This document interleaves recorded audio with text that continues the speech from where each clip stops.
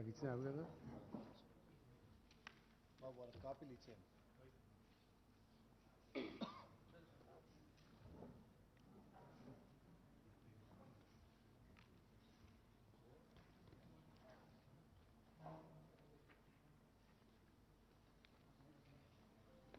ఇవే కాపీస్ కదా దీనిలో 5 ఉన్నాయి.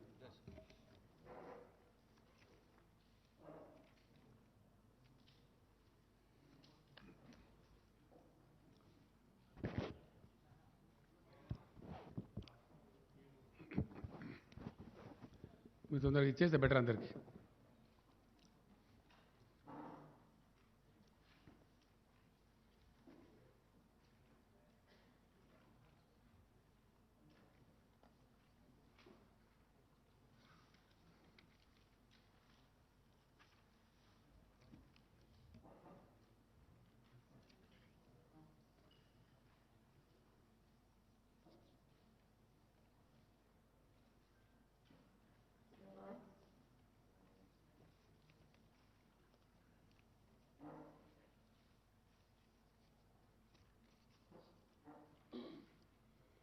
నమస్తే నమస్తే బాగున్నారా?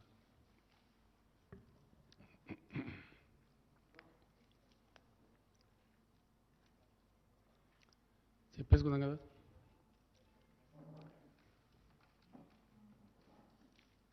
నిన్నటి రోజున మా వ్యవసాయ శాఖ మంత్రి గారు తెలంగాణ రైతాంగానికి ఈ యాసంగిలో వరి పంట వేయకుండా ఇతర పంటలు వేయండి, కారణం ఏమిటి అంటే ధాన్యం సేకరణ చేసేటువంటి కేంద్ర ప్రభుత్వం ధాన్యం సేకరణ మేము చెయ్యము అని కరాఖండిగా తేల్చి చెప్తున్నారు కాబట్టి నష్టపోతాము, అట్లా వద్దు అని చెప్పారు. ఇంకొక మాట కూడా సందర్భంలో వారు చాలా స్పష్టంగా చెప్పారు. తెలంగాణ రాష్ట్రం ఏర్పడిన నాడు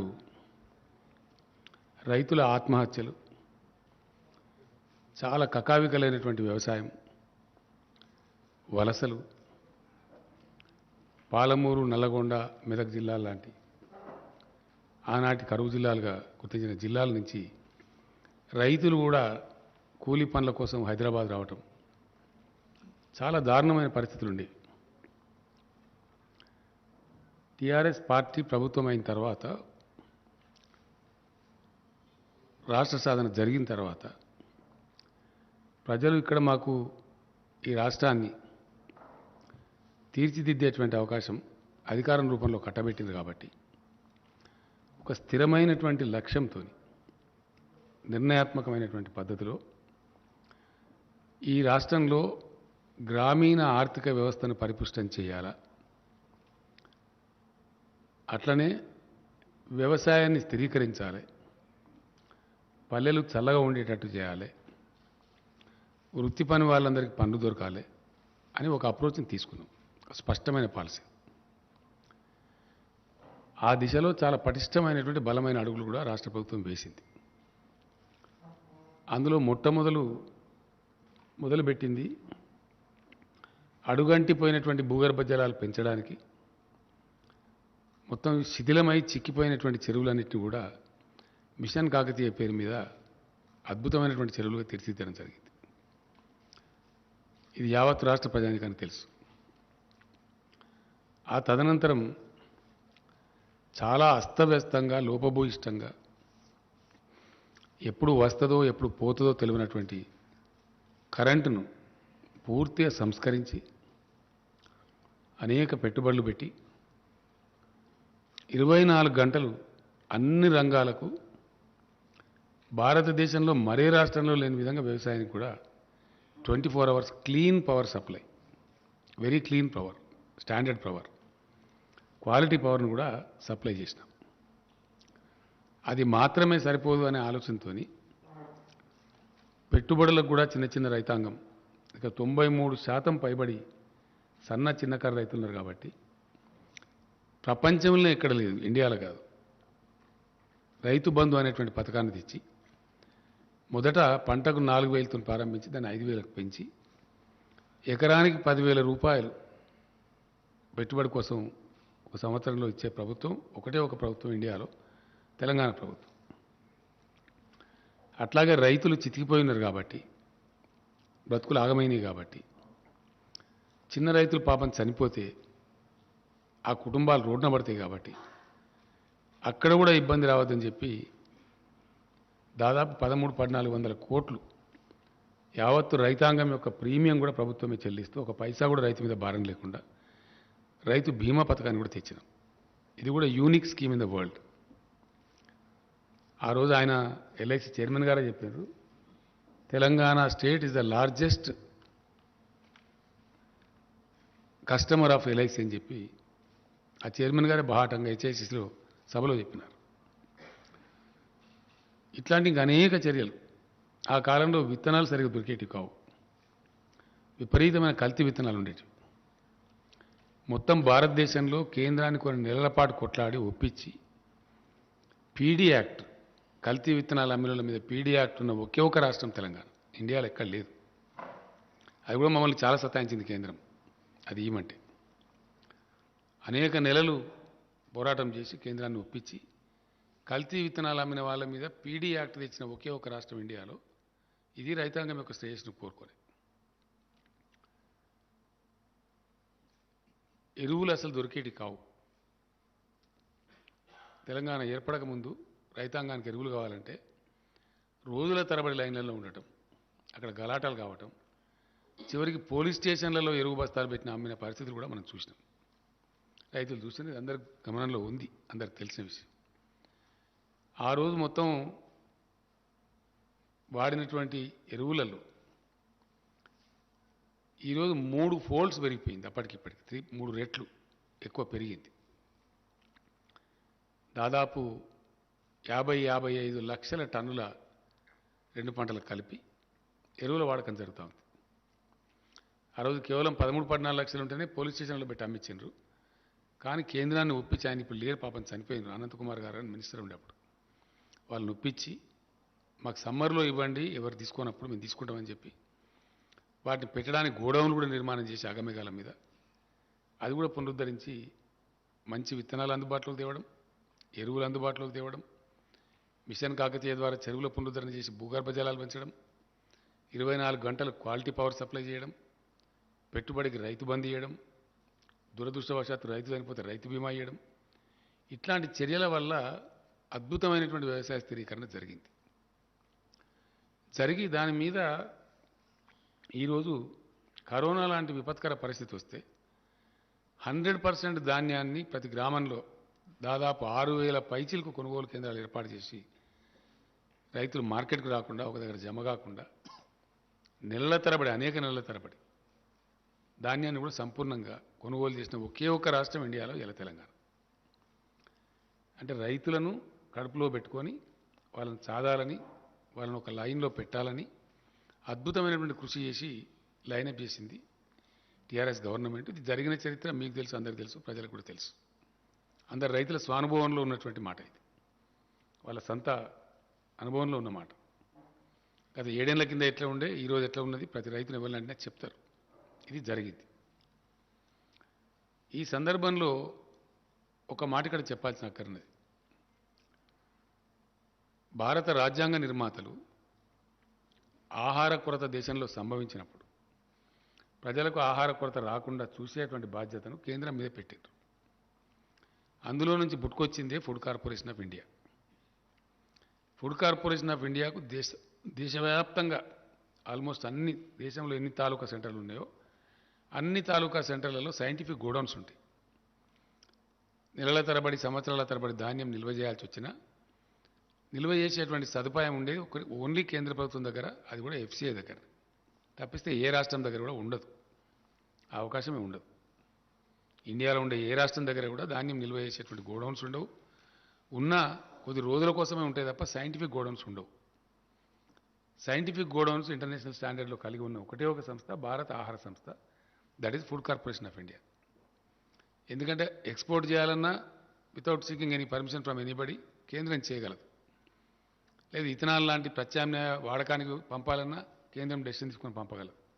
ఈ అధికారాలు ఇవి కూడా ఏ రాష్ట్ర ప్రభుత్వానికి కూడా లేవు, అట్లానే తెలంగాణ ప్రభుత్వానికి కూడా లేదు. ఇది కూడా స్పష్టం.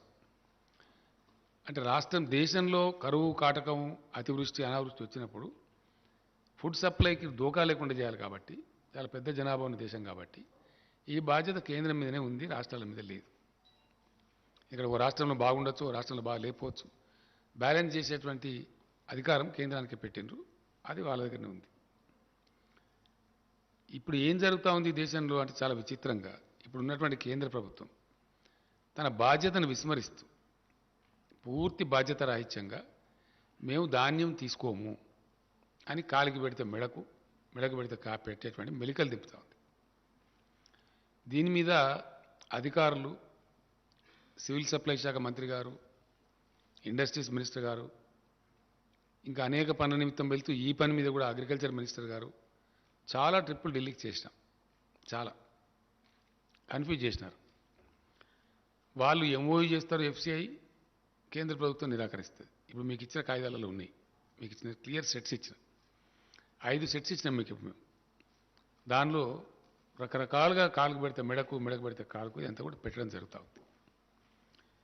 ధాన్యం తీసుకోము అని చెప్పి నిరాకరిస్తున్నారు. రాష్ట్రాలు ఏం చేయలేవు, ధాన్యాన్ని తీసుకుని ఎక్కడ పెట్టాలి? రాష్ట్రం పెట్టే వ్యవస్థ లేదు, ఎక్స్పోర్ట్ చేసే అధికారం లేదు, మళ్ళీ కేంద్రం దగ్గర పోవాలా, ఆ నిల్వలు పెట్టేటువంటి గోడౌన్స్ లేవు. కాబట్టి రాష్ట్రం ఏం చేయజాలదు. చరిత్ర మొత్తం చూస్తే కూడా మనం మొత్తం స్వతంత్రం వచ్చిన కానీ చెప్పేదాకా గతంలో మీ అందరికి గుర్తుండే ఉంటుంది లెవీ బియ్యం సేకరణ అనేది. అప్పుడు ఆహారం ధాన్యం తక్కువ ఉన్నప్పుడు రైతు వేరే చోట అమ్ముకుంటా అంటే అమ్ముకొని ఇవ్వకుండా కూడా బలవంత పెట్టి లెవీ సేకరణ అని చెప్పి చేసేది. ఖచ్చితంగా ప్రతి రైతు, ప్రతి మిల్లర్ ఇంత ఇవ్వాలని చెప్పి చేసేది ఒక కాలంలో. ఇప్పుడు ఆ బాధ్యత కేంద్రం మీదనే ఉంటుంది. మొన్న ఈ మధ్య దాదాపు 4 రోజుల క్రితం ఎంత కొంచెం చిక్కు వస్తున్నదని చెప్పి తెలిస్తే నేనే స్వయంగా ఢిల్లీకి వెళ్ళి ఆ సంబంధిత శాఖ మంత్రి గారిని కలిసి మాట్లాడడం జరిగింది. ఎఫ్సిఐ ఎంఓయూ చేయడం, మీరు నిరాకరించడం, మరి ఇది సరైన పద్ధతి కాదు కదా.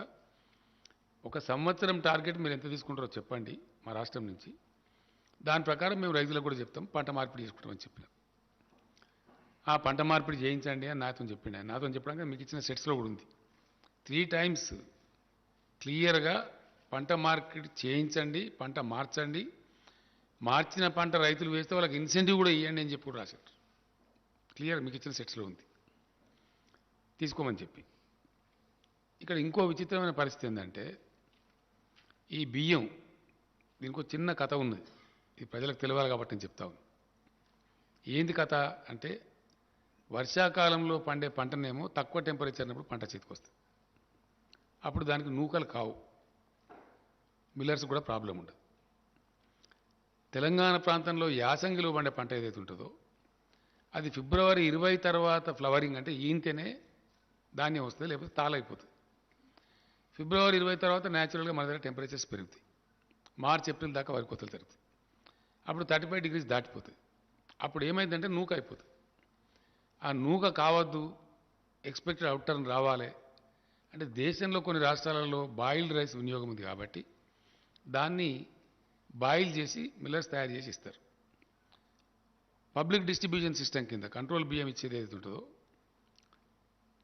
కేంద్ర ప్రభుత్వమే అన్ని రాష్ట్రాలకు కేటాయిస్తుంది కాబట్టి వాళ్ళు బాయిల్డ్ రైస్ తీసుకునేది యథావిధిగా రాష్ట్రాలకు పంపించి వాళ్ళు దాన్ని తీసుకోమని నిరాకరిస్తున్నారు. అంటే తెలంగాణలో యాసంగి వరి పంట అంటే బాయిల్డ్ రైసే, మామూలు రైస్ రాదు. వస్తే చాలా తగ్గిపోతుంది. వర్షాకాలందేమో రా రైస్ వస్తుంది, కానీ దీనిలో రాదు.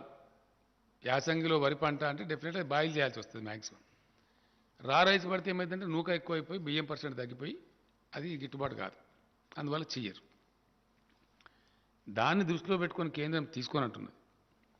గత సంవత్సరం ఏం చేసినారు మీకు ఇచ్చిన దానిలో ఉంది, మీరు 80% బాయిల్డ్ రైస్ ఇవ్వండి, 20% మామూలు రైస్ ఇవ్వండి, మేము తీసుకుంటాం, అన్లిమిటెడ్ క్వాంటిటీ తీసుకుంటామని చెప్పి ఇక్కడ ఉండబడే ఎఫ్సిఐ జనరల్ మేనేజర్ ఆయన మన సివిల్ సప్లైస్ కమిషనర్ గారికి లెటర్ ఇచ్చాడు.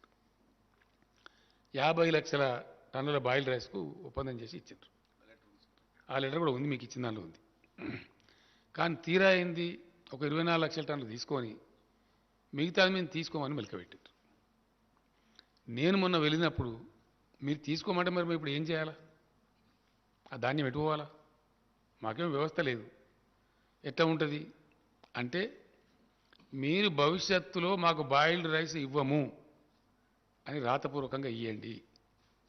ఇన్ రైటింగ్ ఉన్నది, మీకు ఇచ్చిన లెటర్లో ఉంది. ఇన్ రైటింగ్ ఇవ్వండి. ఇస్తేనే మీ దగ్గర ఇప్పుడు ఉన్నది తీసుకుంటాం, లేకపోతే తీసుకోం. ఆ విధంగా చెప్పారు.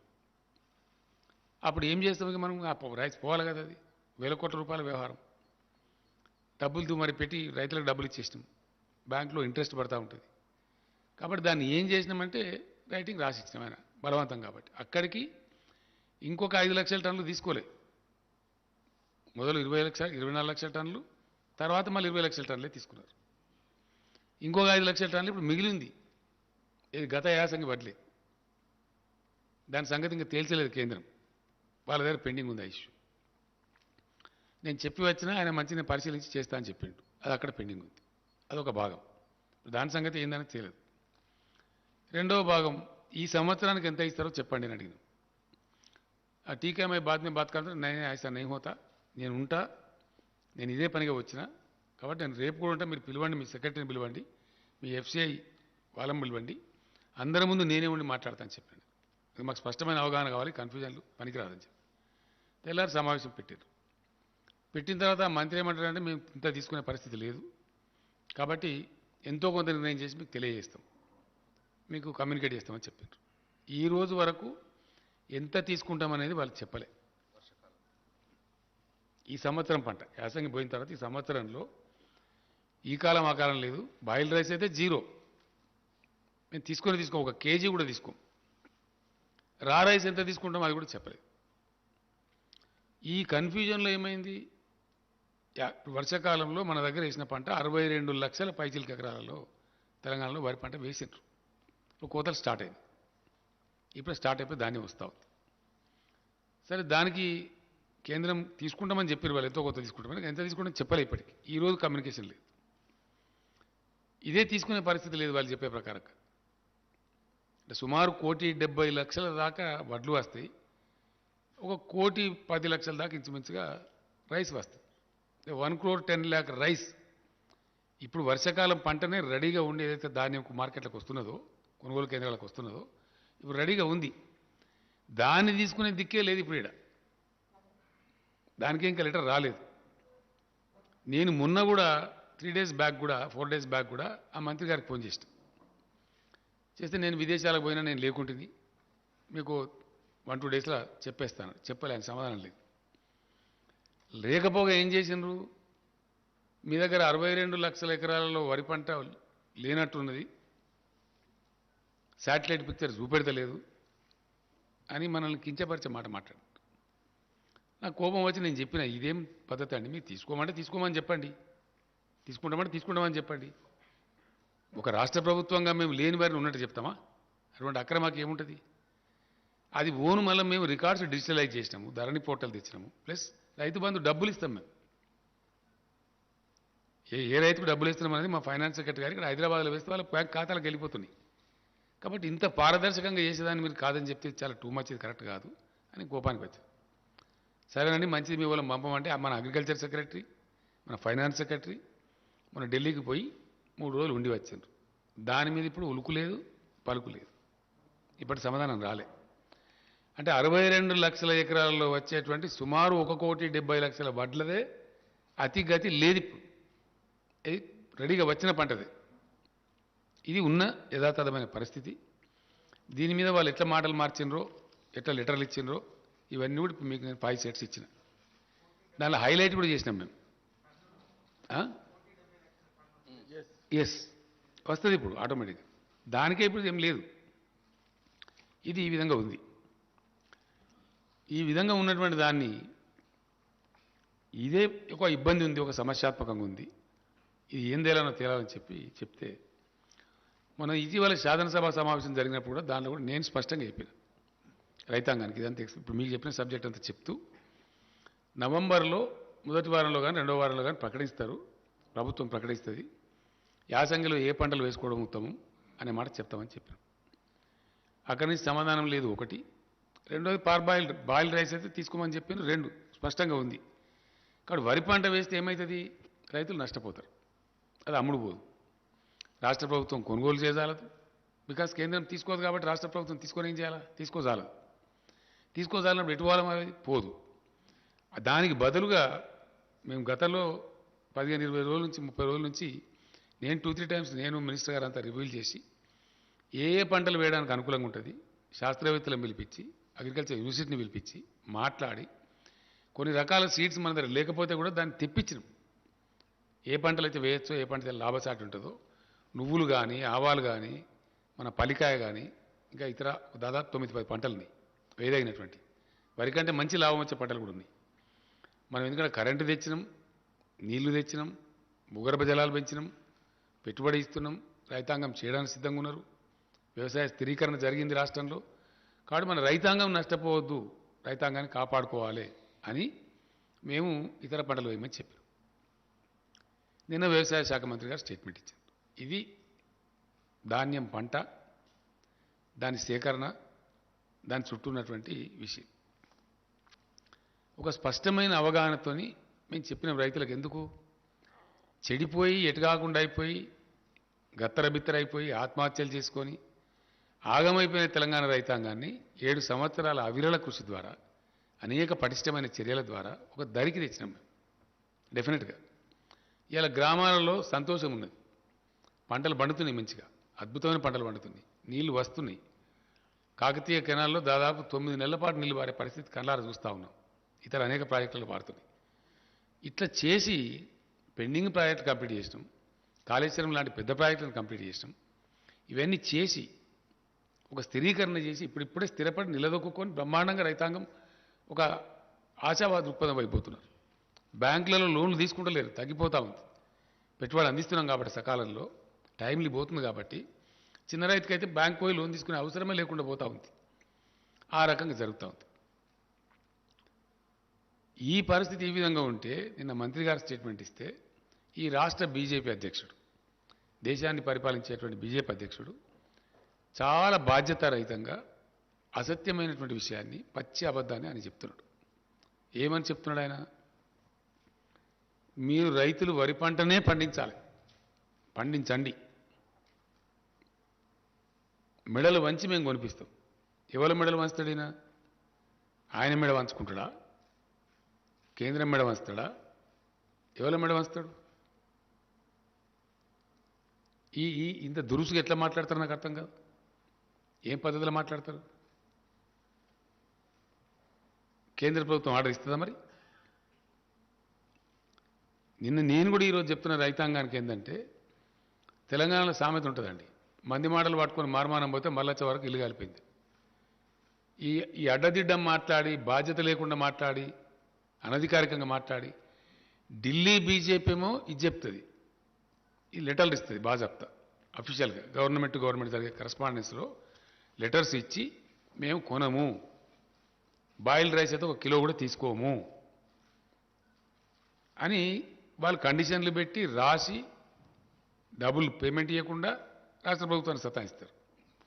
ఈయన రాష్ట్ర అధ్యక్షుడిగా ఉండి, ఒక పార్లమెంట్ సభ్యుడిగా ఉండి పూర్తి అబద్ధాన్ని, పూర్తి పచ్చి తప్పును, పూర్తి నిర్లక్ష్య వైఖరితోని బాధ్యతారాహిత్యంగా ఏది పడితే అది మాట్లాడగలుగుతాము అనేటువంటి ఒక దీంతోని ఆయన మాట్లాడాడు.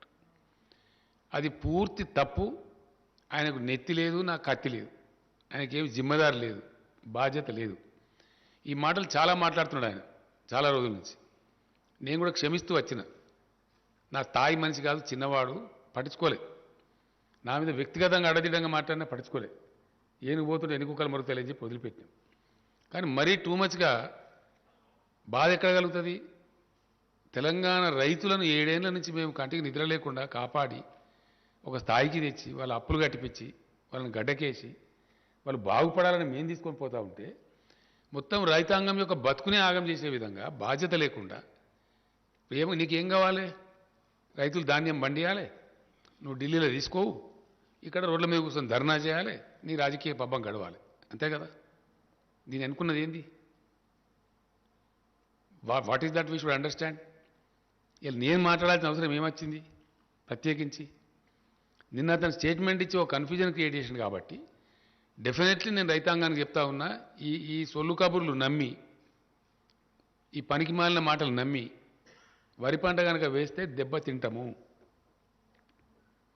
ఇక తెలంగాణలో ఉండేటువంటి వాతావరణ పరిస్థితుల వల్ల యాసంగిలో వరి పంట మనకు క్షేమదాయకం కాదు. తీసుకునేటువంటి కేంద్రం చేతులు ఎత్తేస్తూ ఉంది, మేము తీసుకోమని నిరాకరిస్తూ ఉంది. కేంద్రం మొదటి నుంచి కూడా ఆనాటి నుంచి ఈనాటిదాకా రైతు వ్యతిరేకంగా పోతూ ఉంది. రైతు ప్రయోజనాలను కార్పొరేట్లకు అప్పచెప్తా ఉంది. సంవత్సర కాలం నుంచి ఢిల్లీలో రైతులు ధర్నాలు చేస్తూ ఉన్నారు, ఉద్యమాలు చేస్తూ ఉన్నారు. రైతుల మీద కార్లెక్కించి చంపుతా ఉన్నారు. రైతులను కొట్టుమని ప్రవోక్ చేసి చెప్తా ఉన్నారు ముఖ్యమంత్రి స్థాయిలో ఉండే వ్యక్తులు.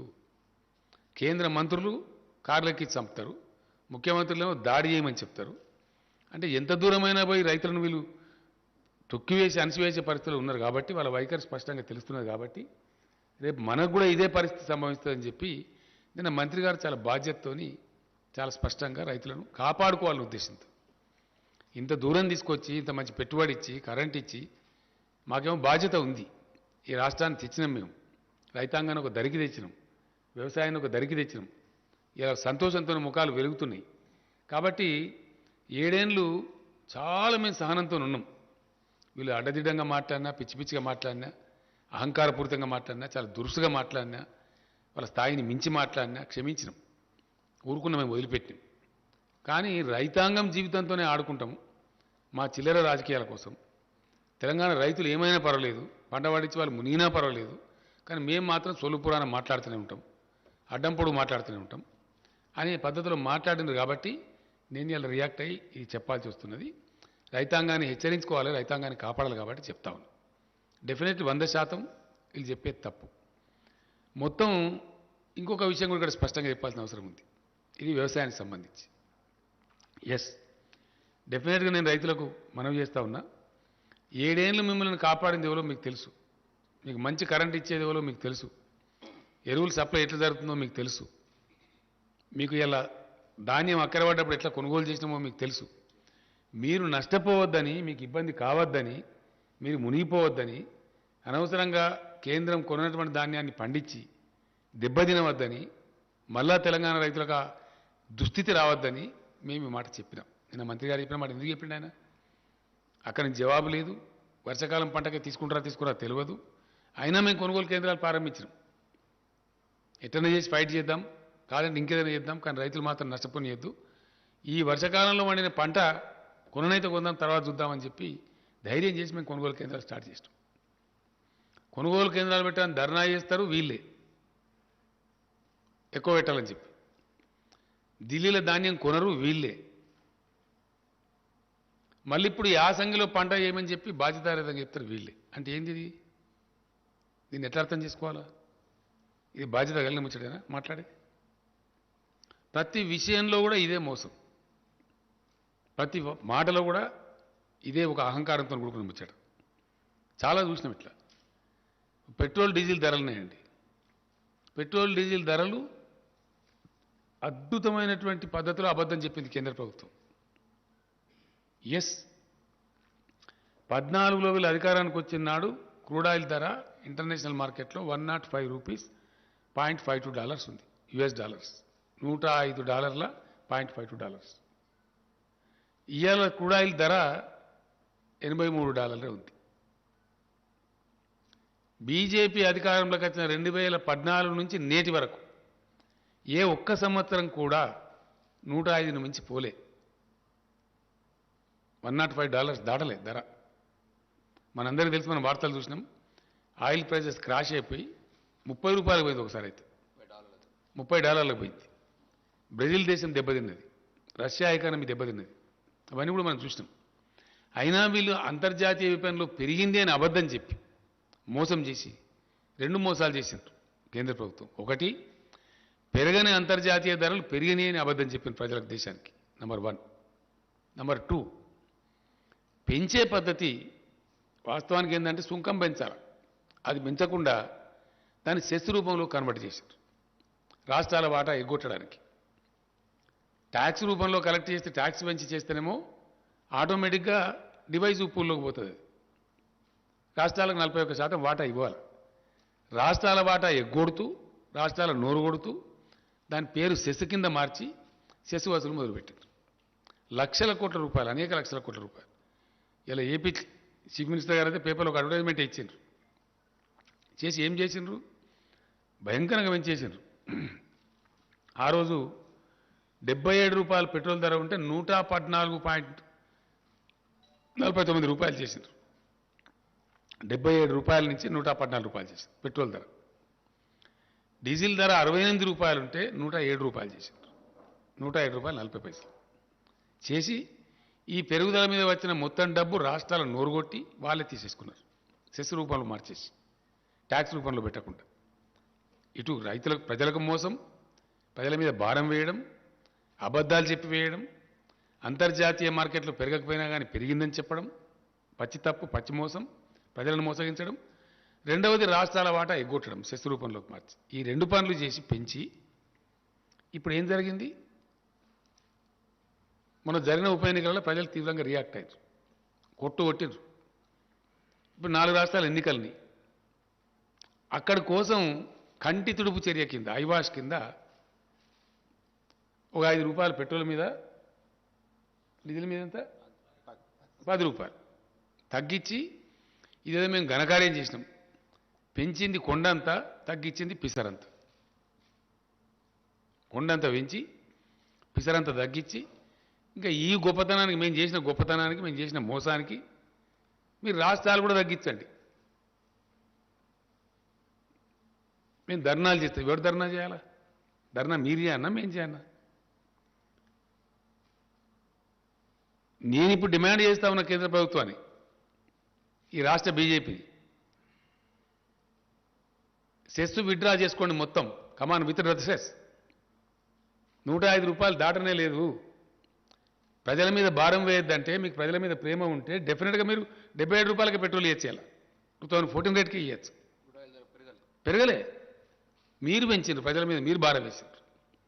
సైమల్టేనియస్లీ రాష్ట్రం ఒక పైసా పెంచలే. ఆనాడు ఎంతుందో మేము అధికారంలోకి వచ్చినాడు వ్యాట్ మేము పెంచగలిగే ఒక వ్యాటే. వ్యాట్లో మేము ఒక నయా పైసా, రూపాయి కాదు నయా పైసా కూడా పెంచలే. పక్కనున్న ఏపీ అన్న కనీసం వాళ్ళు రోడ్డు సెస్ అని చెప్పి ఒక రూపాయి తీసుకుంటారు, కానీ మేము రూపాయి కాదు పైసా కూడా తీసుకోలేదు. ఒకటి మీరు పెంచిండ్రు, 2 మేము రాష్ట్రం పెంచలే. ఇలా మమ్మల్ని తగ్గించి మేము ఎట్లా మాట్లాడతావు? నువ్వు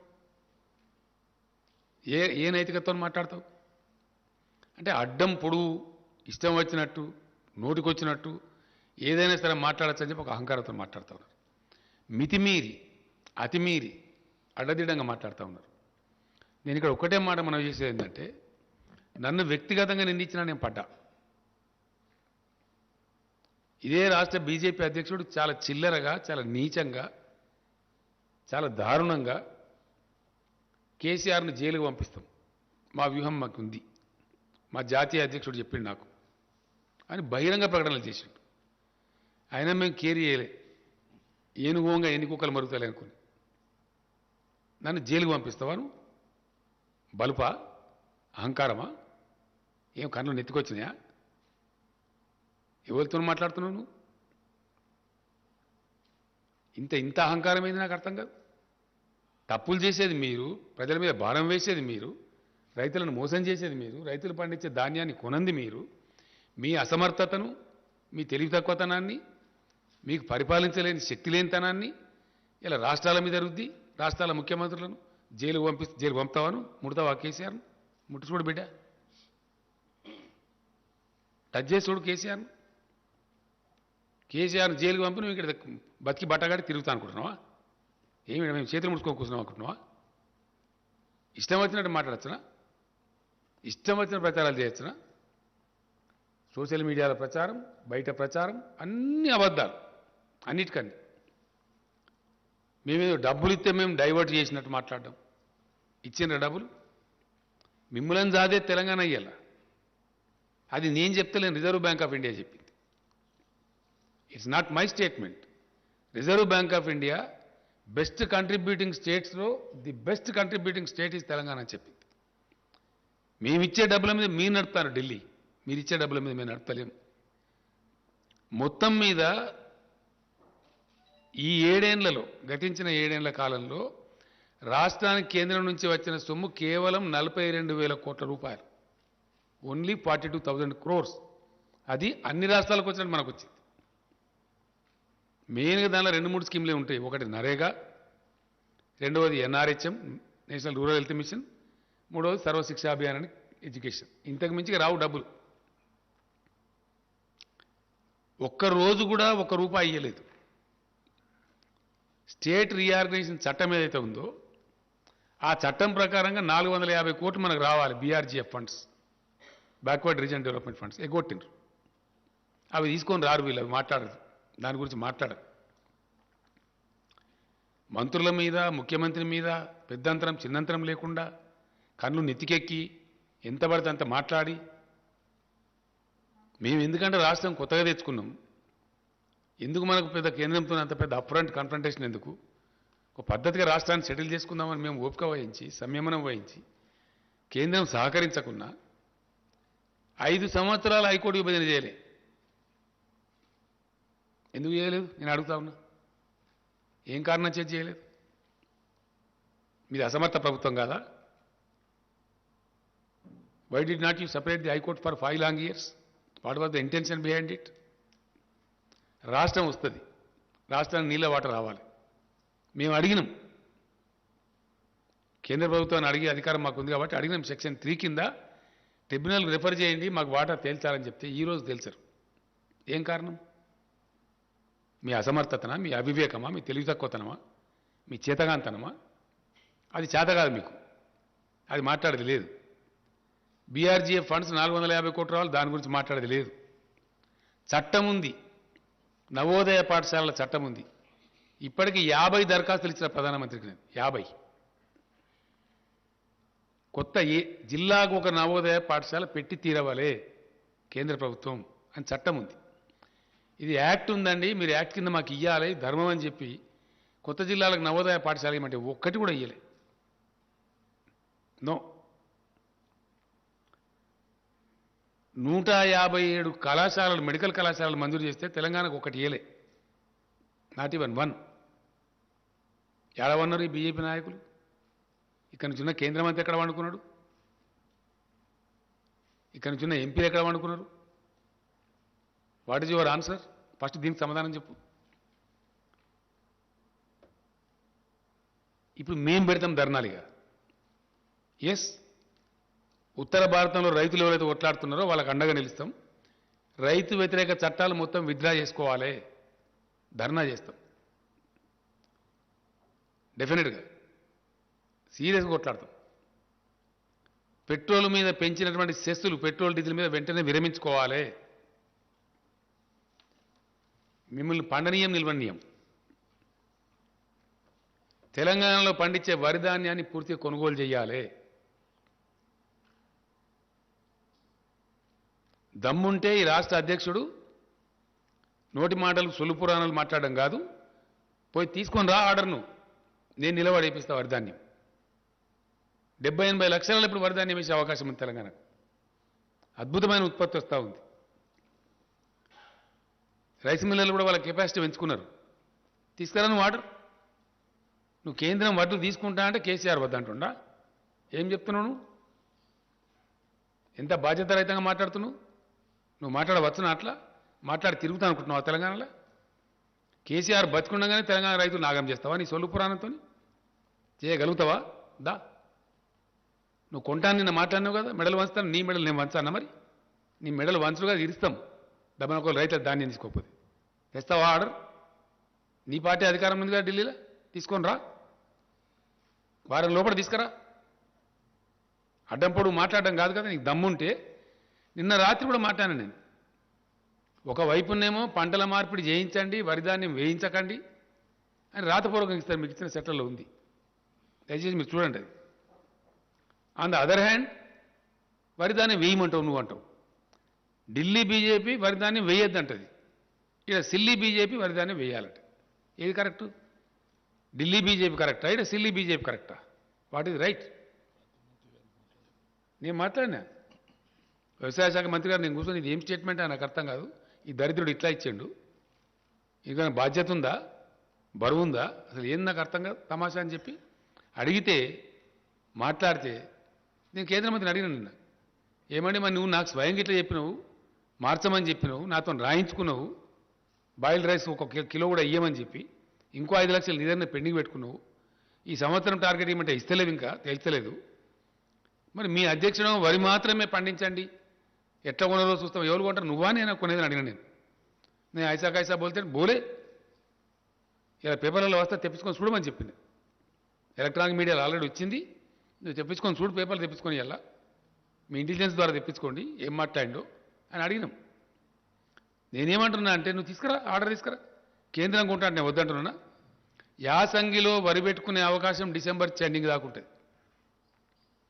నేను తెలంగాణ రైతాంగానికి ఒకటే మనవి చేస్తా ఉన్నా, డిసెంబర్ చివరి దాకా కూడా మనం వరి ధాన్యం పెట్టుకోవచ్చు.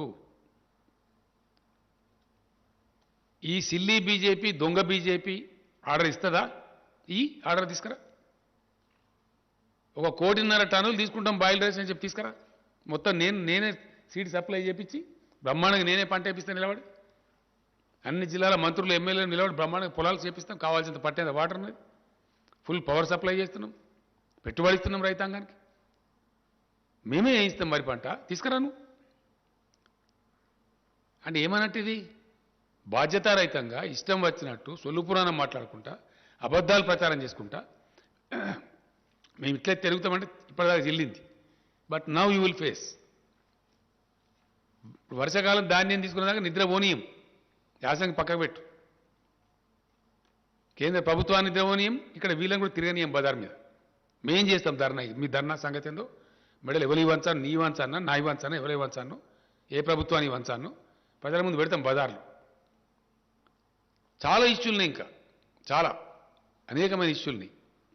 ఇన్ని రోజులు ఎందుకన్నా మేము ఒక మర్యాదగా పద్ధతిగా కొత్త రాష్ట్రం కాబట్టి దీన్ని సెటిల్ చేసుకుందాం అని చెప్పినాం. అన్ని ఉల్టాపల్టా మాట్లాడతారు, ప్రతి విషయానికి ఉల్టాపల్టా మాట్లాడతారు, ప్రతి విషయానికి అబద్ధాలు చెప్పడం. మీకు చేత కాదు, మీరేం చేయలే, మేము కమిట్మెంట్ ఉన్నోళ్ళు, మీ రాష్ట్రం తెచ్చిన వాళ్ళు. ఎస్, మేము దళిత బంధు పథకం తెచ్చినాం, 100కు 100% దాన్ని అమలు చేస్తాం, మాకు చిత్తశుద్ధి ఉంది, ఇట్స్ అవర్ ఎజెండా. స్పష్టంగా చెప్పిన ఉప ఎన్నిక రాగానే దొంగ మాటలు మాట్లాడడం, అబద్ధాలు చెప్పడం, సోషల్ మీడియాలో ఇష్టం వచ్చినట్టు అవాకులు చెవాకులు పెరగడం, ఇష్టం వచ్చిన పద్ధతులు ఎవరం పడితే వాళ్ళను ఏది పడితే అది మాట్లాడడం, ప్రజలను తప్పుదారి పట్టేయడం. ఇన్ని రోజులు మీ ఆటలు చెల్లినాయి బిడ్డ, మీ నోటికొచ్చినట్టు కూస్తున్నారు కారుకూతలు. దళితుల కోసం, గిరిజనుల కోసం పెట్టినటువంటి ఆట్రాసిటీ చట్టాన్ని పట్టుకొని ఒక విధవ లొటపీస్ చట్టం ఉంటాడు. ఎవరు లొటపీస్? చట్టాలు గౌరవం లేదు, కోర్టు గౌరవం లేదు, దళిత గిరిజన ప్రజలంటే భయం లేదు మీకు. ఏం తమాషా చేస్తున్నారా ఈ రాష్ట్రంలో? ఏమో మీ అరాచకమా? ఏం చేసింది మీరు? ఏ వర్గం ప్రజలు చేసినారు? మీ 7 ఏళ్ల పరిపాలన ఈ దేశానికి ఒరగబెట్టింది ఏంటి? ఒక్క మంచి పని ఉందా మీ కేంద్రం చేసిన, ప్రభుత్వం చేసిన మంచి పని ఒక్కటి? మీరు దళితులకు చేసిండ్రా, గిరిజనులకు చేసిండ్రా, బీసీలకు చేసిండ్రా, రైతులకు చేసిండ్రా, నిరుద్యోగ యువకులకు చేసిండ్రా? ఒక్క మాట మీద నిలబడ్డరా? 15 లక్షలు ఇస్తామని ఇచ్చిండ్రా? 2 కోట్ల ఉద్యోగాలు ఇస్తామని ఇచ్చిండ్రా? Yes, I'm questioning. As a party president, as a chief minister, I'm questioning. ఏ మాట మీద నిలబడ్డారు మీరు? సందర్భం వచ్చినప్పుడల్లా భావోద్వేగాలు రెచ్చగొట్టడం. అయితే అంతర్జాతీయ సరిహద్దు భావోద్వేగాలు రెచ్చగొట్టాలి, లేకపోతే మతపరమైన భావోద్వేగాలు రెచ్చగొట్టాలి, ఓట్లు దండుకోవాలి. ఇదా రాజకీయం? ప్రజలతో చెలగాటమాడే పద్ధతి ఇదా? ఇలా మొత్తం నాశనం పట్టిన దేశాన్ని, దేశ జీడిపి మంట కలిసిపోయింది, ఫుడ్ సెక్యూరిటీలో నాశనం అయిపోయింది. నేపాల్ కన్నా, బంగ్లాదేశ్ కన్నా, పాకిస్తాన్ కన్నా తక్కువ ఉంటుందా ఇండియా జీడిపి? ఎవరి ఘనకార్యం ఇది? ఎవరి తప్పిది? మీకు చేతగాక, వ్యవహారం చేయరాక, అడ్డగోలు ట్యాక్సులు పెంచి ప్రజల మీద భారం పెంచుకుంటా, మొత్తం ప్రభుత్వ రంగ సంస్థలను ఊడబీకి ప్రైవేటైజ్ చేసి, ఎంత అద్భుతమైన సంస్థనండి ఎల్ఐసి లాంటి సంస్థను ఎందుకు ప్రైవేటీకరించాలా? కేంద్ర ప్రభుత్వానికి 30-40 లక్షల కోట్లు ఇస్తారు వాళ్ళు డబ్బులు, మీ బడ్జెట్లో బాగా ఉంటుంది అది. అటువంటి బ్రహ్మాండమైన సంస్థలను నిర్వీర్యం చేసుకుంటూ మీరు మాట్లాడే ఎన్ని రకాల ఒత్తిడి పెడుతున్నారు రాష్ట్ర ప్రభుత్వాలను? మీరు ప్రతి బావి కాడ, రైతు కాడ మీటర్ పెట్టమని చెప్తున్నారు. నేను రెసిస్ట్ చేస్తా ఉన్నా, నేను పోరాటం చేస్తా ఉన్నా 2 సంవత్సరాల నుంచి. ఎందుకు పెట్టాలో మా రైతాంగాన్ని మేము ఫ్రీగా ఇచ్చుకుంటాం, డబ్బులు మేము కట్టుకుంటాం, బిల్స్ మేము పే చేస్తామంటే కూడా నో పెట్టాలి. లేకపోతే ఆర్ఈసీ ద్వారా పిఎఫ్సి ద్వారా మీకు వచ్చే రుణాలు బంద్ చేయిస్తాం అని బ్లాక్ మెయిల్ చేస్తారు. ఇవన్నీ వాస్తవాలు. ఇప్పుడు తగులుకుంటాం, ఇక మాట్లాడతాం. నీ చరిత్ర ఏందో మా చరిత్ర ఏందో, ప్రజలకు మీరేం చేసినారో మేమేం చేసినామో ఇప్పటిదాకా అలో చేసినాం మేము. బట్ నో, ఖచ్చితంగా కేంద్ర ప్రభుత్వం వెంబడబడతాం, ఇక్కడ ఉండే బీజేపీ వెంబడబడతాం. ఈ సమస్యలకు ఎవరు జవాబు చెప్పానో, ఎవరు బాధ్యత వహించానో, ఈ రైతుల ధాన్యం సంగతి ఏందో, మిగతా పెండింగ్ ఏమి ఇచ్చారండి.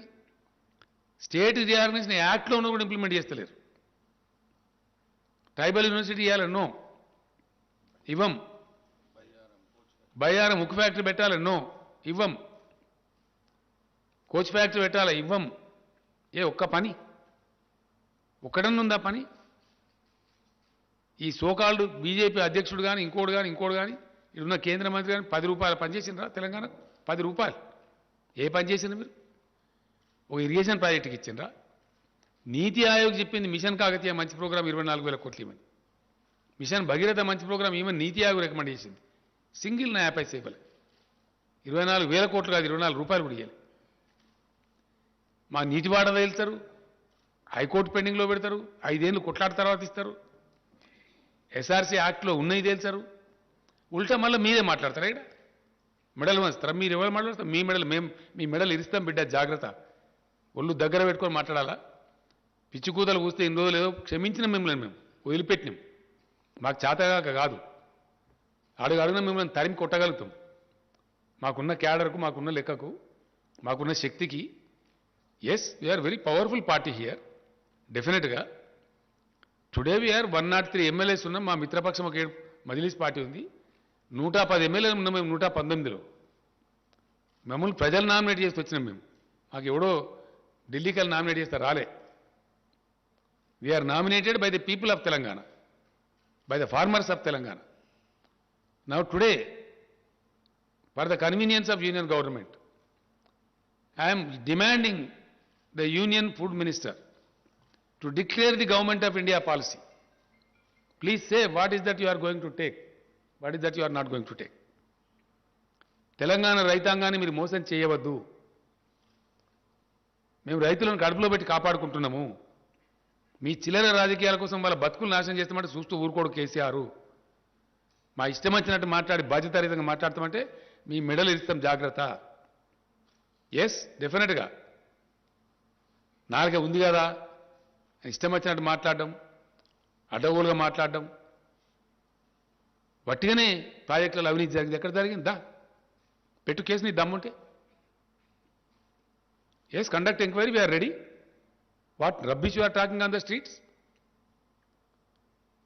ఇష్టం వచ్చినట్టు మాట్లాడుకుంటా, కుక్కలు మురిగినట్టు మురుక్కుంటా, చట్టాలను మాట్లాడుకుంటా, మనుషులను మాట్లాడుకుంటా, అడ్డగోలు ప్రచారాలు చేసుకుంటా ఇంకా సాయించాం, జాగ్రత్త. Be careful. మేము ఉద్యమాలు చేసిన వాళ్ళం, మహా రాకాసులతో కొట్లాడిన వాళ్ళం. ఈ గోకాసులు ఏం లేక నలిసి పారేస్తాం. తమాషా చేస్తున్నారా ఈ రాష్ట్రంలో? What is this? ఇప్పటిదాకా మేము ఎందుకన్నా మంచి పద్ధతిలో పోయినాం. నేను ప్రధానమంత్రి కూడా చెప్పిన, మీరు చేయాల్సినవి చేస్తలేరు, అయినా మేము మీకు కోఆపరేట్ చేస్తున్నాం. అనేక సందర్భాల్లో కోఆపరేట్ చేసినాం.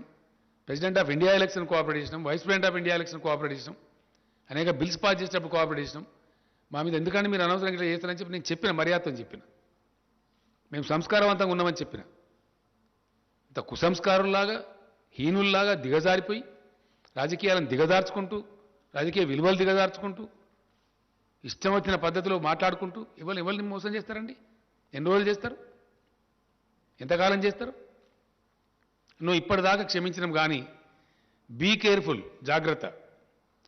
నేను రాష్ట్ర బీజేపీ అధ్యక్షునికి వార్నింగ్ ఇస్తా ఉన్నా. నువ్వు మనిషివే అయితే, నీకు నిజాయితీ ఉంటే ఢిల్లీకి పోయి ఆర్డర్ తీసుకురా. యాసంగిలో వడ్డేమని చెప్పినావు కదా, మొత్తం ధాన్యం కేంద్రం మేము తీసుకుంటామని ఆర్డర్ తీసుకురా. పంటలు నేనే ఇస్తా, మంచి విత్తనాలు నేను సప్లై చేపిస్తా.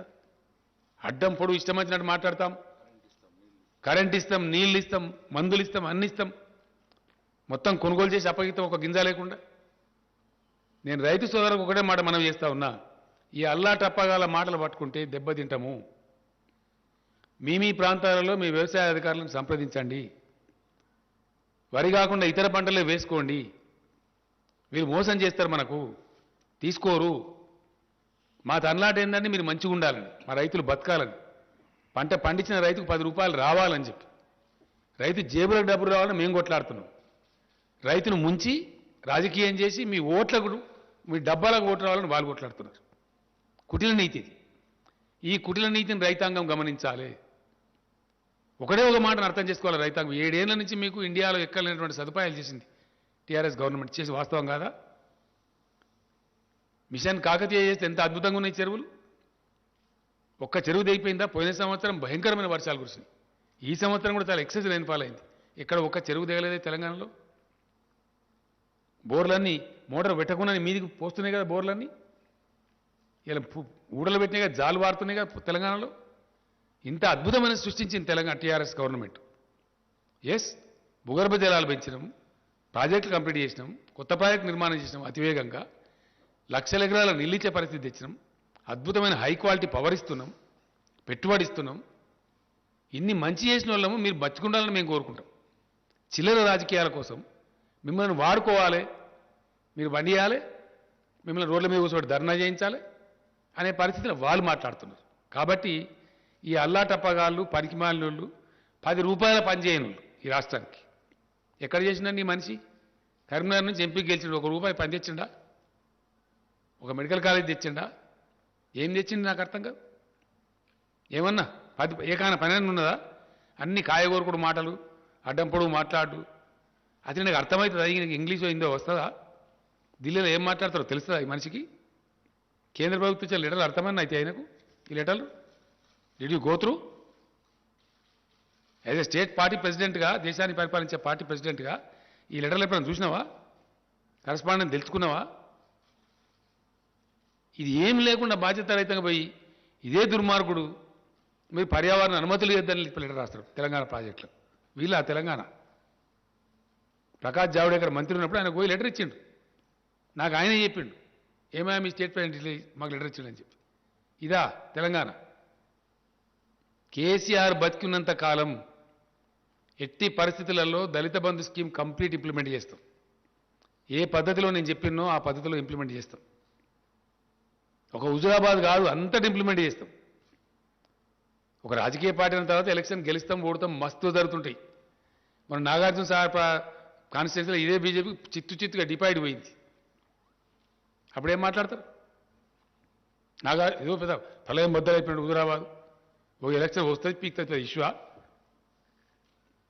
110 ఎమ్మెల్యేల స్ట్రెంత్ ఉంది మాకు. బోర్డని జరుగుతూ ఉంటాయి. బై ఎలక్షన్స్ అన్నప్పుడు గెలుస్తాము, ఓడతాం, అనేకం జరుగుతుండే. మేము ఉత్తమ్ కుమార్ రెడ్డి పీసీసీ ప్రెసిడెంట్ ఉండే, ఆడ గెలిచిన హుజూర్నగర్లో మేము అంటే మస్తు గెలుస్తాము. చాలా సందర్భాలు జరుగుతూ ఉంటాయి. దానికి ఎంతో పెద్ద తెలంగాణ మాకు ప్రజలు తీర్పు వ్యతిరేకం ఇచ్చినారు. మరి 25-30 సీట్లు జరిగినాయి, అన్ని వీకినాయి. మరి మీ బీజేపీ దేశంలో మీకు వ్యతిరేకం ఉన్నట్ట, బీజేపీకి వ్యతిరేక తీర్పు వచ్చినట్ట, దాన్ని ఎట్లా తీసుకోవాలి? మరి ఉప ఎన్నికలను వచ్చినప్పుడు జరుగుతూ ఉంటాయి పరిణామాలు. We don't care for that. అనేక ఎన్నికలు కొట్లాడుతుంటాము, ఇప్పుడు గెలుస్తాము, ఓడుతాము, నడుస్తుంటుంది. అది పాలిటిక్స్ గోసాన్.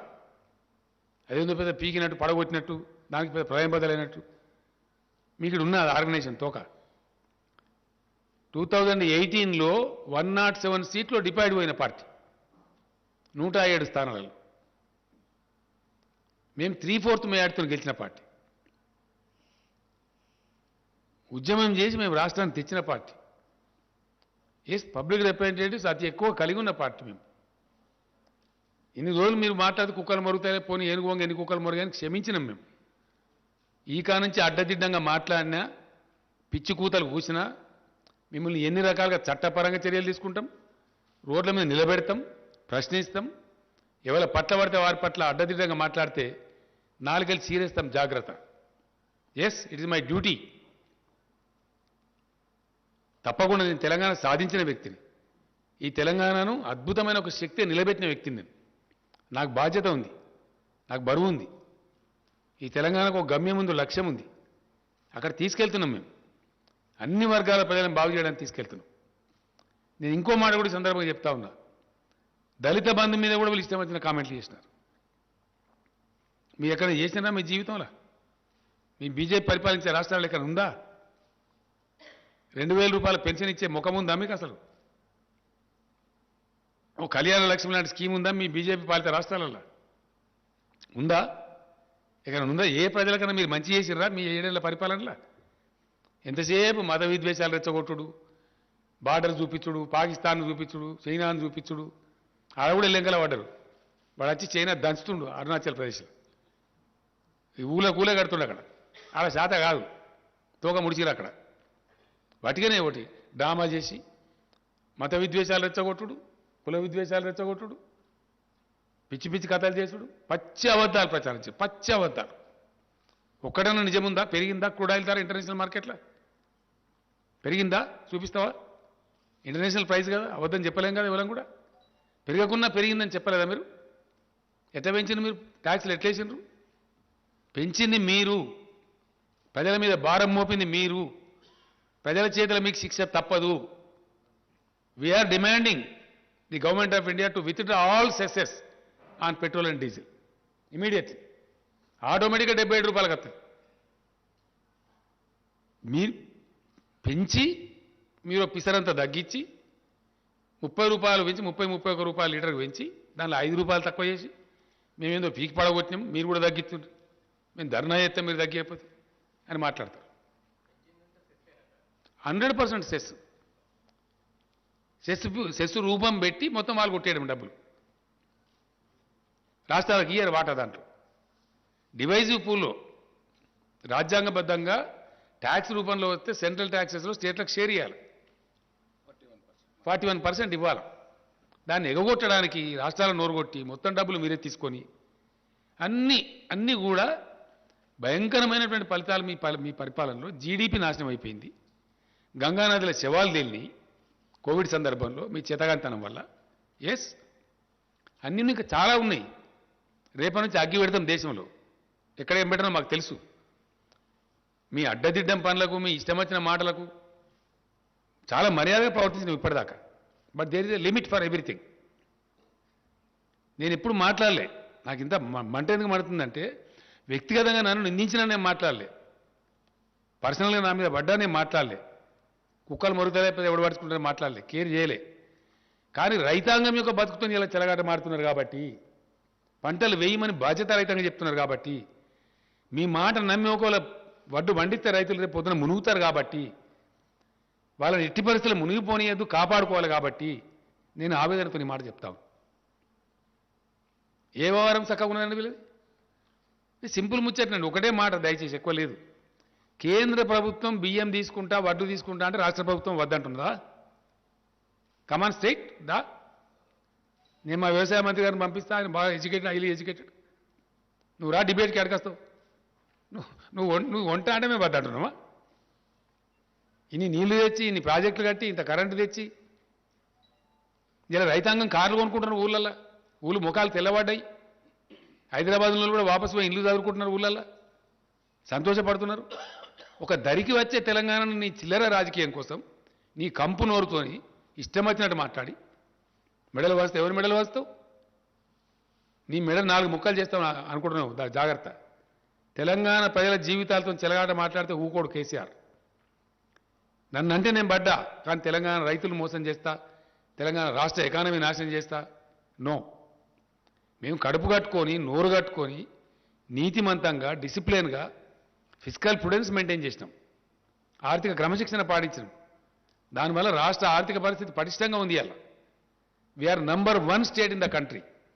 ఇది మా డిసిప్లిన్. మీ చేతగాంతనం వల్ల దేశాన్ని నాశనం పట్టించింది మీరు. మీరు వచ్చినాడు 30-40 వేల కోట్ల అప్పు, ఇలా 1,30,000 కోట్ల అప్పు చేసింది మీరు. ఇది 70-80 లక్షల కోట్ల అప్పులు చేసిండ్రు ఈ కేంద్ర ప్రభుత్వం. జీడీపీ క్రాస్ చేసిండ్రు, ధరలు పెంచిండ్రు. ఏమైందండి అలా ఫలితం? మీరు పెంచిన పెట్రోల్ ధరల వల్ల ప్రతి ఒక్క వస్తువు బగ్గుమంటుంది. అలా అన్ని నిత్యావసర సరుకులు పెరిగినాయి, ప్రతి ఒక్కటి. ఎరువు బస్తా తీసుకొచ్చి రైతుకు అమ్మితే దాని మీద ట్రాన్స్పోర్ట్ ఛార్జ్ పెరిగిందని వాళ్ళు ధరలు వేస్తూ ఉన్నారు. పప్పుల ధరలు పెరిగినాయి, ఉప్పుల ధరలు పెరిగినాయి. పెరిగింది ఏదైనా ఉందా? అయ్యాల వాని ఇవ్వని అనే పరిస్థితి లేదు. ప్రజలు పెట్రోల్ ధర పెరిగింది సార్, మాకు ట్రాన్స్పోర్ట్ ఛార్జ్ పెరిగింది, మేము ఇస్తాం. ఒక్క పెట్రోల్ ధర కాదు, పెట్రోల్ ధర పెంచడం ద్వారా పేద ప్రజల యొక్క జేబులు దోపిడీ చేసి వాళ్ళ కొంపలు ఆర్చింది మీరు. అన్ని నిత్యావసర వర్కులు అసలు వాస్తవ స్టోరీ ఇట్లుంటే మీరేందో పవిత్రులు అన్నట్టు, మీరు చాలా గొప్పోలం అన్నట్టు, మా అంత సిపాయిలేరు అన్నట్టు అడ్డం పొడుగు మాట్లాడడం. చాలా జాగ్రత్త. ఇప్పటిదాకా క్షమించినాం, ఇప్పటి నుంచి మాత్రం క్షమించం. కేంద్ర మంత్రి కూడా కిషన్ రెడ్డి కూడా తప్పులు మాట్లాడుతున్న కిషన్ రెడ్డి గారు మంచిది కాదు నీకు. నేను కూడా పనిచేసిన కేంద్ర మంత్రిగా చాలా హుందా ఉండాలి, పెద్ద పదవి వచ్చిన అంత గౌరవంగా మాట్లాడాలి. ఈయన మన హుజురాబాద్ ఎలక్షన్లో పోయి కేసీఆర్ఏ బాధ్యుడు అని మాట్లాడుతుంది. అన్ని అబద్ధాలు, పచ్చి అబద్ధాలు. ఈయన అప్పుడు యూపీఏ గవర్నమెంట్లో మంత్రి ఉండే, అప్పుడు చేసిన దానివల్ల మేము ఇప్పుడు పెంచిన ధర అని మాట్లాడుతుంది.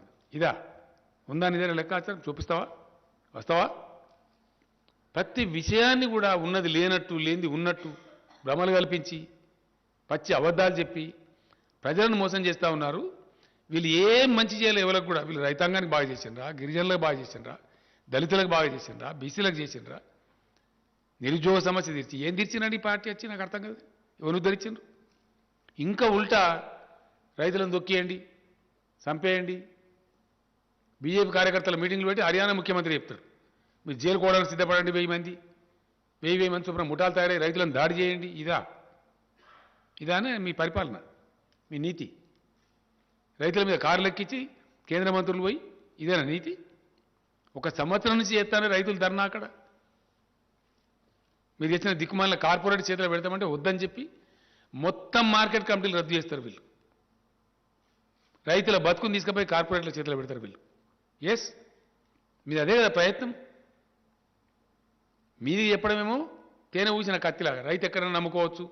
అమ్ముకుంటాడు అనండి. 3 ఎకరాల రైతు, 5 ఎకరాల రైతు కొంచెం కర్ణాటకలో తమిళనాడులో అమ్ముతాడా, ఢిల్లీలో కూడా అమ్ముతాడా? సాధ్యమయ్యే పనేనా? అంటే ఇరకబెట్టారు రైతు. ఈ మోసం చేసి కార్పొరేట్ వాడింత ధర చెప్తే అంత ధరకు అమ్ముకోవాలి. ఆయన పొలంలో ఆయన జీతగానికి పనిచేయాలి.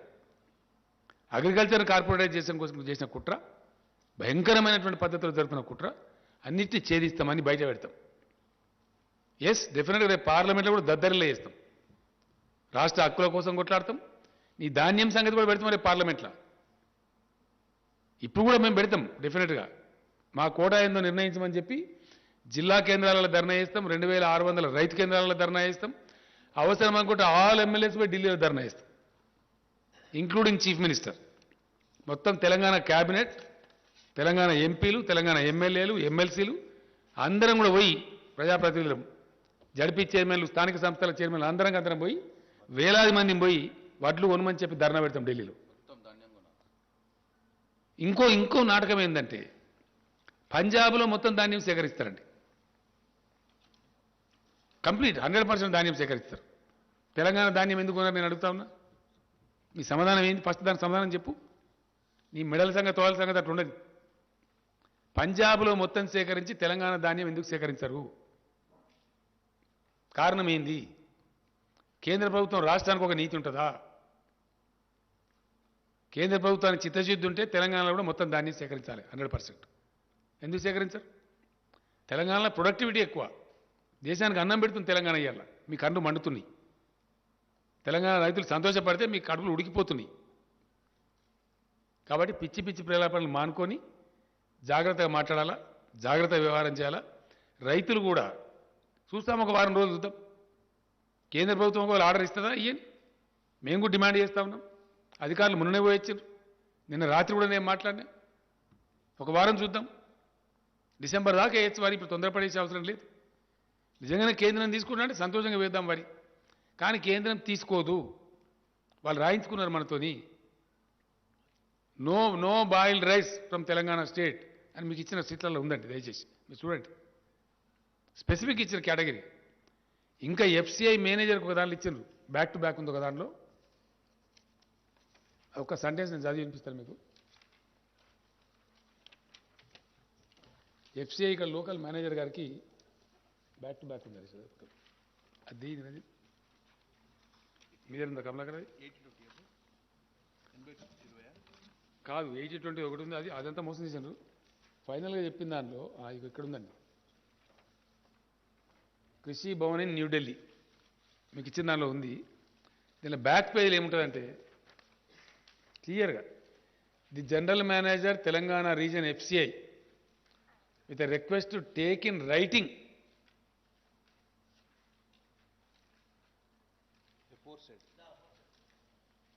aforesaid commitment ను దీనిలో ఉన్నది. ఇది రైటింగ్లో తీసుకొని మాత్రమే మీరు తెలంగాణ బియ్యం తీసుకోవాలి. మీ దీనిలో కూడా దయచేసి మళ్ళా మేము అడగము అని చెప్పి రైటింగ్లో తీసుకోం. ఇదేమో ఇట్లా పెడతారు కండిషన్లు. ఇవి అధికారిక ఉత్తర్వులు, కృషి భవన్ నుంచి వచ్చే ఆర్డర్స్. ఇక్కడనో మీరు వరేయండి, మేము మెడల్ వంచితే ఎవరి మెడల్ వంచాలా? ఈ ఆర్డర్ ఇచ్చిన మెడల్ వంచానా? నీ మెడల్ వంచానా? ఎవరి మెడల్ వంచాలా?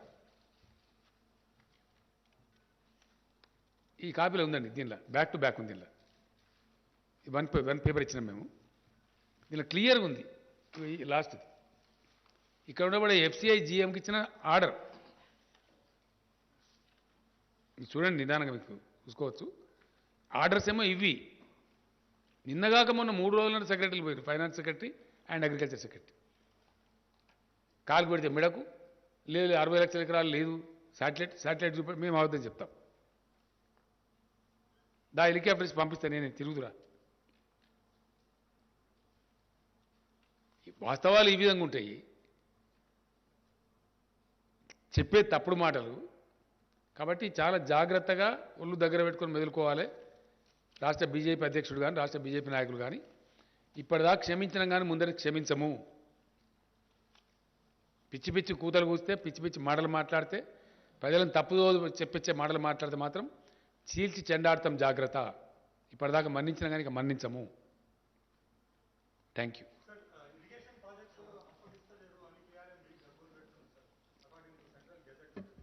అదో KRMB తోక. ఏమి KRMB? నీకు ఏమైనా ఇంట్రెస్ట్ ఉందా బాగా Rahul? Are you supporting KRMB? Are you welcoming KRMB? Gazette నిజమే, గజెట్. ఏం gazette? Gazette same centre. Why they are not referring this to C3 section 3 కింద? Why are you not writing an article as a Telangana బిడ్డ? Please write. Why the government is not able to deliver? ఏం అసమర్థత కేంద్ర ప్రభుత్వానికి? Is it not an inefficient government not to refer the matter to the tribunal? కొత్త రాష్ట్రం ఏర్పడితే రాష్ట్రానికి నీళ్ళు రావద్దా?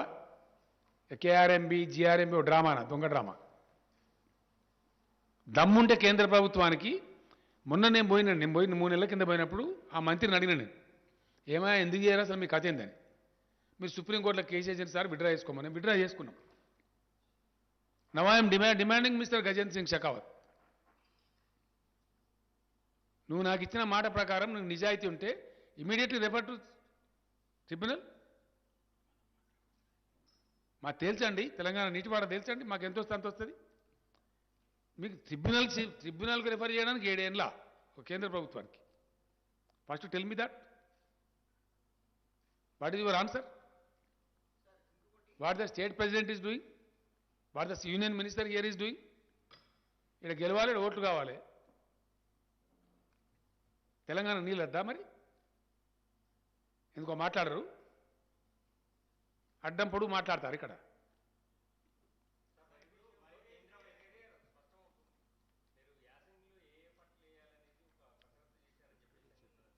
మొత్తం డీటెయిల్స్ అన్ని ఇచ్చిండ్రు, అందరికి ఇచ్చిండండి. ఇచ్చినారు వ్యవసాయ శాఖ. నేను ఏమంటున్నా, రైతాంగం ఏ పంటలు వేయాలనేది మీ స్థానిక వ్యవసాయ అధికారులను సంప్రదించండి. వాళ్ళు ఆల్రెడీ మీటింగ్లు పెడుతున్నారు, చెప్తున్నారు. ప్రత్యామ్నాయ పంటలే వేసుకోండి, మంచి లాభం జరుగుతుంది. 2 పంటలు వండియచ్చు. ఇప్పుడు నువ్వులు వేయచ్చు ప్లస్ పెసర్లు వేయవచ్చు. వరి కంటే ఎక్కువ డబ్బులు వస్తాయి. కొంతమంది మూర్ఖంగా పిచ్చిగా మరి నీళ్ళు తెచ్చారు కదా, ఎందుకు తెచ్చారు, వరి పంట వేయకపోతే ఎట్లా అని మాట్లాడుతుంది. నీళ్ళు తెచ్చి పంటలు వేసుకోమని, వరి పంట వేసుకోమని కాదు. ఏ పంట అయినా వేసుకోవచ్చు. ప్రభుత్వం పెట్టుబడి ఉండే తొందరగా పడుతుంది. ప్రభుత్వం మీకు పెట్టుబడి ఇస్తుంది, కరెంట్ ఇస్తుంది, నీళ్ళు ఇస్తుంది, భూగర్భ జలాలు పెంచింది. మీరు పంటలు పండించి మంచిగా బతకమని కదా, ఈ సన్నాసుల చేతులు పడమని కాదు కదా. చాలా ఉన్నాయి పంటలు, అద్భుతమైన పంటలు పడతాయి. Yes please.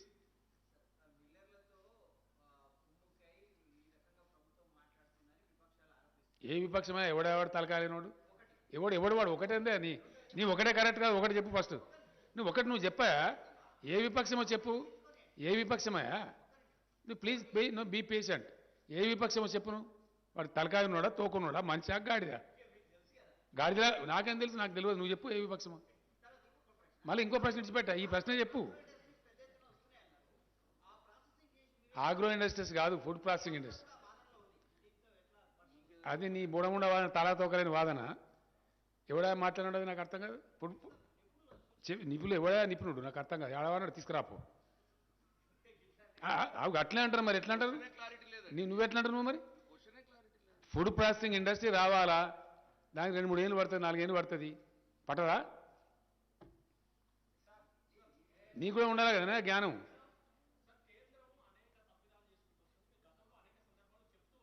ఇప్పుడు ఇంకా ఫైట్ చేస్తాం. 100% రాష్ట్ర ప్రయోజనాలు కాపాడడానికి అవసరమైన అన్ని రకాల పోరాటాలు చేస్తాం. ఎస్, ఇప్పటి వరకు మేము కొద్ది గొప్ప పేషెంట్ ఉన్నది. ఎందుకంటే ఎందుకు అనవసరమైన కయ్యం, కొత్త రాష్ట్రం, దీన్ని మంచిగా కొంచెం ఒక సెట్ చేసుకుందాం. ఒక పెట్టిన ఇప్పుడు సెట్ చేసుకున్నాం. ఆర్థికంగా నంబర్ 1 ఉన్నాం, పంటలు పండించేదానిలో నంబర్ 1 ఉన్నాం, పర్ క్యాపిటా పవర్ యూజ్లో నంబర్ 1 ఉన్నాం, ధాన్యం సేకరించేదానిలో నంబర్ 1 ఉన్నాం, సంక్షేమ రంగంలో నంబర్ 1 ఉన్నాం, దళిత బంధు లాంటి అద్భుతమైన విప్లవాత్మక పథకాలు తెచ్చిన దానిలో నంబర్ 1 ఉన్నాం. కళ్ళు మండుతున్నాయి, గజ్జున వణుకుతున్నారు. బీజేపీ ఎమ్మెల్యేలే డిమాండ్ చేస్తారు కదండి. రాయచూరు ఎమ్మెల్యే కర్ణాటక మంత్రిని కూర్చోబెట్టి తెలంగాణ పథకాలు మాకు అమలు చేయండి, లేదా మమ్మల్ని తెలంగాణలో కలపండి అంటున్నారు. ముఖం మీద ఉమ్మేసి సిగ్గుండాల. అధికార మహారాష్ట్రలో బీజేపీ గవర్నమెంట్ ఉన్నప్పుడే అక్కడి నుంచి వచ్చి మమ్మల్ని తెలంగాణ కలపాలని తీర్మానాలు చేసిన గ్రామ పంచాయతీలలో. నేనేమంటున్నా తర్వాత బ్రదర్, అది నేను రేపు మాట్లాడతా. మీకు రేపటి నుంచి రోజు విందే, నేనే మాట్లాడతా. ఇక డైరెక్టర్ నేనే రంగంలోకి ఎందుకు దిగినా అంటే, ఈ చిల్లరగాళ్ళు, ఈ కిరికిరిగాళ్ళు, కిరాయగాళ్ళు వీళ్ళు తెలంగాణ నాగం చేస్తే కేసీఆర్ మౌనం పాటిస్తాడా? నా ప్రాణం పోయినా సరే, ఎంత కష్టపడి రాష్ట్రాన్ని తెచ్చిన్నో, ఎంత ఇష్టపడి దీన్ని డెవలప్ చేసిన్నో. నాకు ఒక మాట బాగా గుర్తుందండి. టీఆర్ఎస్ భవన్, తెలంగాణ భవన్ హైదరాబాద్లో ఇనాగ్రేట్ చేసినాడు. తమిళనాడు నుంచి పీఎంకే అధ్యక్షుల వారిని పిలిచినాడు, రామదాస్ గారు. ఆయన వచ్చిండు. ఆయన అన్నాడు ఆ బిల్డింగ్ చూసి, పార్టీ ఆఫీస్ కట్టుకోవడానికి నీకు 1 ఎకరం జాగిస్తే ఇంత బ్యూటిఫుల్ కట్టినవు, తెలంగాణ ఇస్తే ఇంకెంత బాగా చేస్తావో కేసీఆర్ అని నాతో.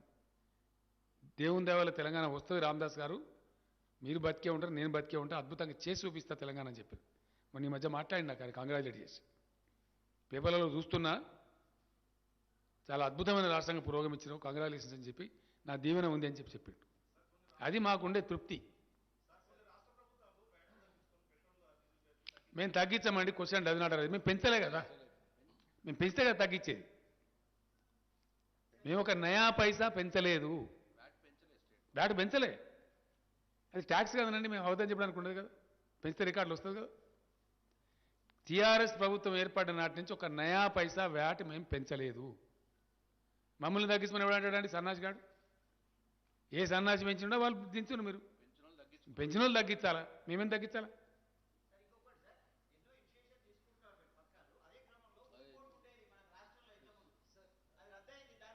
ఏంటిదండి? ఏంటిది అది? చెప్దాం, మళ్ళీ చెప్దాం. ఎస్, సెస్సెస్ నాట్ రెడ్యూసింగ్ అండి. I'm demanding the government of India to remove the cesses levied by the government of India on petrol and diesel. Yes, total cess. It is possible because please, it is to the benefit of the country. Because without any increase of crude oil in the international market, the government of India has unnecessarily levied the cess on petrol and diesel, burdening the pockets of the poor people, middle class people. Now, if the government of India is sincere towards poor people of the country, it is up to them to withdraw the total cesses levied by them. I am very clear. So my question is, do you have in mind some kind of a timeline or a deadline? 100%, we continue to fight. We will continue to fight.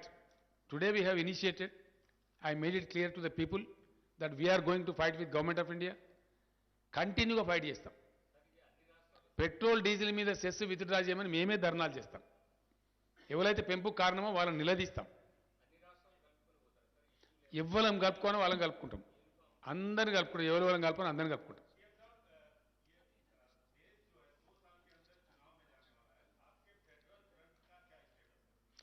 अभी हमने कुछ सोचा नहीं है उस बारे में. हमारे राज्य में जो हो रहा है, यहाँ के भाजपा के लोग जो उल्टा सीधे बातें कर रहे हैं, उनको लगाम लगाना मेरा काम है. मैं इस राज्य को लाने वाला हूं, पाने वाला हूं, हासिल करने वाला हूं और इस राज्य को अच्छा बनाने वाला हूं, बना दिया हूं.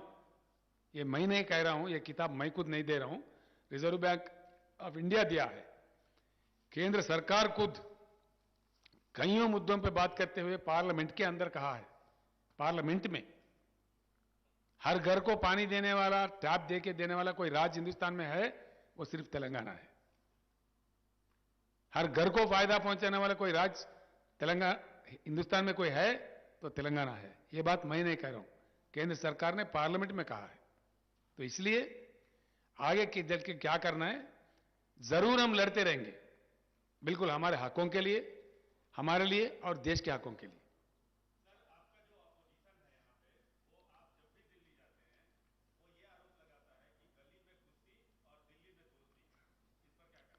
देखा ऐसा है, ये बहुत कमीने लोगों की बात है, नालायक लोगों की बात है. मैं एक मुख्यमंत्री हूं, एक राज्य चलाता हूं. I hold a constitutional position of chief minister post. I should maintain the constitutional relation with the government of India as far as the constitutional matters are concerned. जब कोरोना की बात आई, केंद्र और राज्य सरकार मिलकर काम करते, कहीं अन्य बात आई मिलकर काम करते. सरकार का काम करने का ढंग जो नहीं जानता, जो जिंदगी में कभी कोई मंत्री नहीं बना, नालायक ना समझ लोग हैं, उनका बात है. Thank you. हाँ,